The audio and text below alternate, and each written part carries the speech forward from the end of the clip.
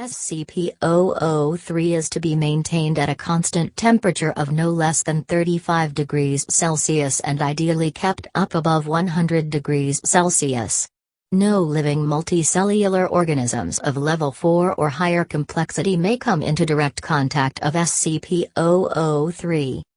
In the event of a total power failure, if SCP-003-1 begins to increase its mass, personnel assigned must engaged in skin contact with SCP-003-1.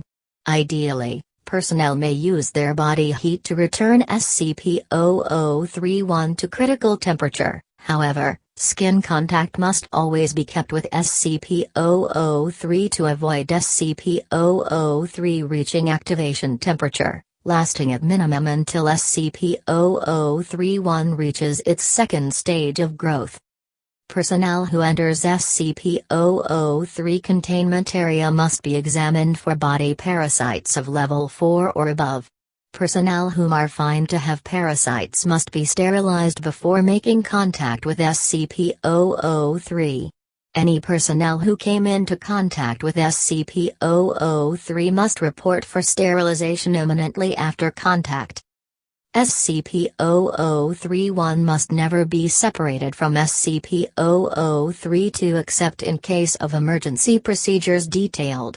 Any change in SCP-003-2 rune's activity, including pattern, frequency or color, should be reported in 3 hours of occurrence. Cessation of rune activity must be reported straight away. SCP-003-2 must be supplied with power via the source-designed generator 0039 at all times.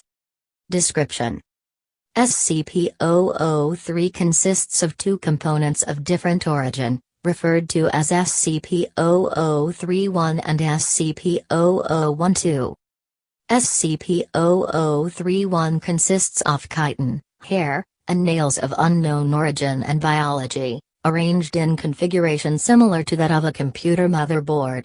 Testing reveals SCP-003-1 to predate earlier known circuit boards by thousands of years. SCP-003-1 appears to be sentient but not actively dangerous unless under threat. SCP-003-01 was created for the sole purpose of containing SCP-003-2. Partially interpreted data recovered from SCP-003-2 may refer to the past and/or potential future LK-class restructuring event caused by SCP-003-1. SCP-003 was located by the Remote Viewing Team SRV-04 Beta. It appears possible the SRV-004 Beta was deliberately contacted by SCP-003-2. Other organizations have also been alerted to SCP-003's existence, maybe by similar means.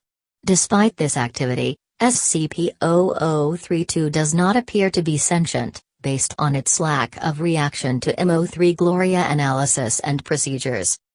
When SCP-003 drops below temperatures of 35 degrees Celsius, both of the components react. First, SCP-003-1 enters a growth state characterized by an extreme increase in mass.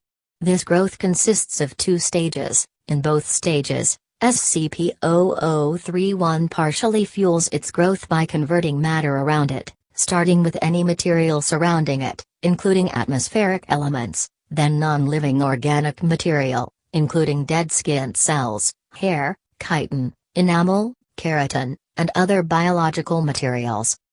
The first stage is always the same.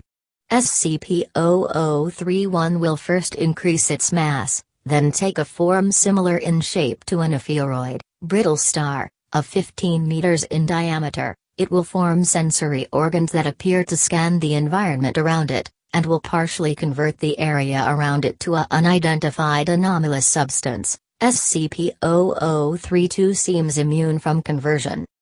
During each of SCP-003-1's growth stages, SCP-003-2 releases bursts of radiation that temporarily inhabits SCP-003-1's growth, or reverse this growth when the temperature of SCP-003-1 rises above 100 degrees Celsius.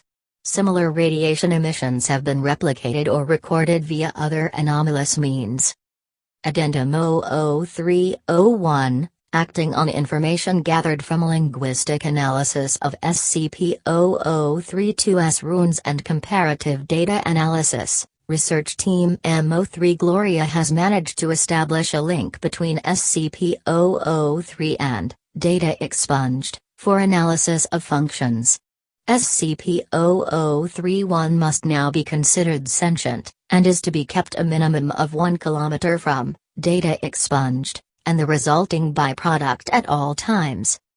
Addendum 00302, SCP-0032's power loss has been exacerbated by the procedures performed by M03 Gloria. On orders of 0510, M03 Gloria will continue procedures. Addendum 00303 during M03 Gloria procedures, SCP-0031 doubled its mass and began rapid structural growth. Temperature was immediately returned to 100 degrees Celsius.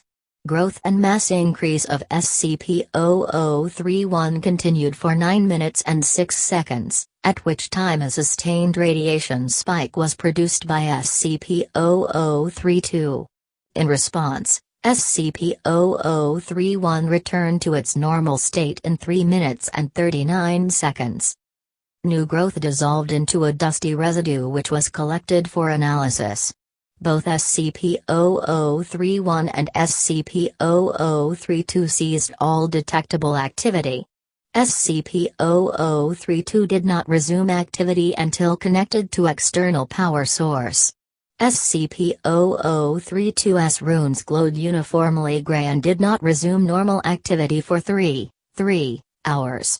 SCP-0032 no longer appears to be able to maintain containment area at a temperature above 35 degrees Celsius without external power supplied by generators 0033-9. Addendum 00304. The procedure detailed in Addendum 00303 was repeated, and SCP-0031 again entered a growth state. After 10 minutes and 13 seconds, SCP-0032 once again produced a sustained radiation spike. SCP-0031's growth stopped for 36 seconds, then resumed at its previous pace. On quadrupling its mass, SCP-0031 formed a coherent outer shell and body. After appearing to scan its environment and partially converting its environment, SCP-0031 then breached containment, entering the observation gallery where 9 members of M03 Gloria were present. On physical contact with team members, SCP-0031 encompassed them in rapidly grown appendages and stopped growth for 15 minutes. SCP-0031 then resumed growth, and rearranged the component parts of the center of its form to the shape of a 3-meter-tall female humanoid, with peripheral tentacles shifting to extrude primarily from SCP-0031's newly formed hair and spine. SCP-0031 then produced rudimentary vocalizations in an apparent initial attempt to communicate with researchers. Data expunged. An unknown individual approached the compromised containment area in company of a full squad of agents.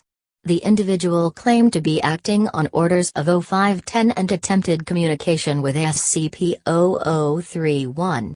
Data expunged.